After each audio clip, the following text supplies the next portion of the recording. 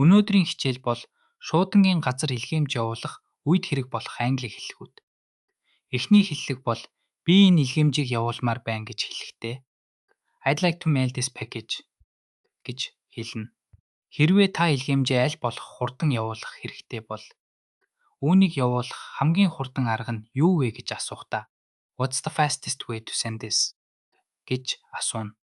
Шуудангийн ажилтан танд хугацааг хэлэхдээ Priority mail takes 3 to 5 business days гэж хэлж магадгүй.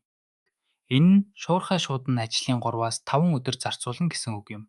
Илгээмжийн үн жингээс хамаардаг. Ажилтан танд Can you put it on the scale? Please. Буюу үүнийг жинлүүр дээр тавиад өгнө үү гэж хэлнэ. Scale. Энэ жинлүүр гэсэн үг. Илгээмж дотор хориглосон зүйл байгаа эсхийг байн асуудаг. Does it contain anything fragile? Liquid or perishable буюу дотор нь хагарах, шингэн эсвэл муудах зүйл байгаа юу гэж асуудаг. Гадны улс руу илгээмж явуулах үед You'll need to fill out a customs form буюу та гайлын мэдүүлэг бүглэх шаардлагатай гэж хэлнэ. Customs form гэдэг нь гайлын мэдүүлэг юм.